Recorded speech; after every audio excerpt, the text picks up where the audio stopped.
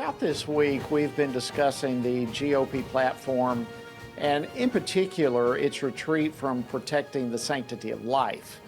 But in reality, that's not the only issue where the new streamlined platform has disappointed party stalwarts. For example, the Second Amendment, and those who are advocates for the Second Amendment cannot help but notice that this 2024 platform is wholly muted, completely muted in terms of gun rights. Well, joining me now to discuss this is Louis Valdes. He's a national spokesman and the Florida State Director for Gun Owners of America. Louis, welcome to Washington Watch. Great to have you. Thank you. It's a pleasure. Well, listen, you actually wrote about the GOP platform. You said that it's gutted one of the core tenets that, in essence, has made Republicans Republicans. Tell us what you mean by that. Well, it's very simple. If you look back at the previous party platform from 2016, which they continued going on into 2020, it had a 3-paragraph, concise but rich in detail statement on where the party stood on the Second Amendment. It clearly stated that they will defend the Second Amendment, that the importance of judicial appointments to the courts, on how that could defend the Second Amendment. It brought up Supreme Court precedents with numerous cases that we've won in the past, such as McDonald and Heller. It also even brought up the fact that you had a number of jurisdictions like New York and California who were openly violating those rulings by the Supreme Court, like with what's going on in New York right now, declaring gun-free zones, and California trying to do the same.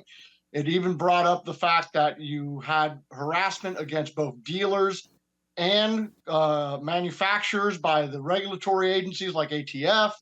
And it even went a step further into saying that assault weapons ban, magazine capacity bans, laws targeting the AR-15 are unconstitutional. And it even promoted permitless and constitutional carry and congratulated the states that were passing it. Well, the current 2024 platform has stripped all that and just has a simple, oh, we'll protect the right to keep and bear arms. It pays basic lip service. And even unlike everything else in the preamble, it doesn't even go into detail on what protecting the Second Amendment is. It's quite scary and quite dangerous on what we're seeing, because this isn't the only thing that they basically gutted. I mean, if you look at fiscal and social issues, they've done the same thing. And as a gun owner who came of age in the 1990s, looking at what the Republican Party platform is of today, it reminds me of 1990s era Democrats. That's a good point. You know, really, you are underscoring the importance of a platform. A party platform, not a candidate platform or a document, which quite frankly is more what this reads as than it does a party platform. But a party platform it puts forth solid principles. It tells the voters where, in this case, the Republican Party stands on various issues, and specific to you on the Second Amendment, which is clearly, it is our Second Amendment of the Constitution. And these type of statements, these documents, these declarations not only have an influence with the elected officers, officials in Washington, D.C., but it communicates to across the board, the judges, but also, and the voters, I should say, but it also goes down to the local level, to the state level. It tells members of the Republican Party in the state and local levels as well that the Second Amendment is a priority. Isn't that correct? Very much so. It's actually a very useful political tool for Second Amendment activists and patriots. Here in Florida, for example, under a Republican supermajority state for over 2 decades now, it took years and years and years of hard work of browbeating supposed pro-gun Republicans to advance permitless carry. The previous 2 legislative leaderships blocked permitless carry from advancing, and I used the 2016 and 2020 platform as a political cudgel to literally beat it into their heads and say, look, the national party says constitutional carry is a party platform. If you as a state lawmaker aren't advancing this legislation as a Republican, then you are not a member of the Republican Party. You're literally going against the very core principles of the Republican Party.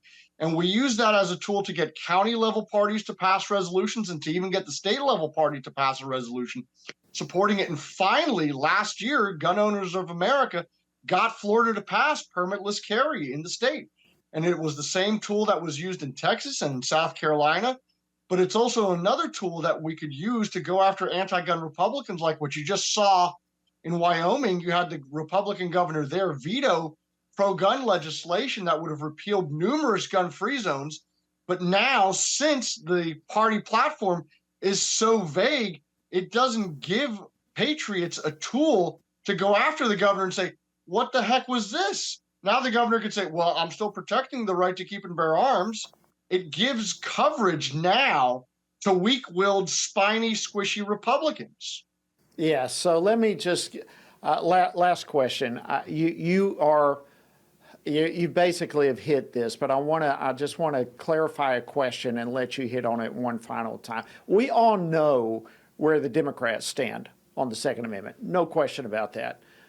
And this party platform is so weak in declaring where Republicans are. So how disappointed are you, even if that's the right word to use, that Republicans have failed to offer a contrast on this issue between Republicans and Democrats? Well, sadly, dealing with the Republican establishment and the Republican political machine, this isn't the first time that GOA has had to deal with something like this. And this isn't the last time we're going to deal with it. And that's the difference. And that's what separates us between other organizations is our product speaks for itself. We fully operate off the principle of confrontational politics, which is we're not going to kiss their butts. We're not going to stroke their egos. We're going to hold them accountable. We're going to hold their feet to the fire, and we will be unrelenting in pushing the issue. They campaign, they claim they're pro-gun. Fine. Actions will speak louder than words, and we will hold them accountable. Because as we've already seen with the previous Republican establishment and the previous Republican administration, there have already been weak-kneed. In Florida, they passed the Parkland bill, and with the presidency of Trump, he pushed an executive order to outlaw bump stocks, which the U.S. Supreme Court has already declared as unconstitutional because you had a Republican Senate say they wouldn't advance gun control. So we know where we stand on this, and we are going to press forward, and we are going to press the issue and make sure that no matter what the platform is, the Second Amendment is protected. No more, no less. Thank you so much, Luis Valdes from Gun Owners of America. Appreciate your lead on this, and thank you for joining us today on Washington Watch.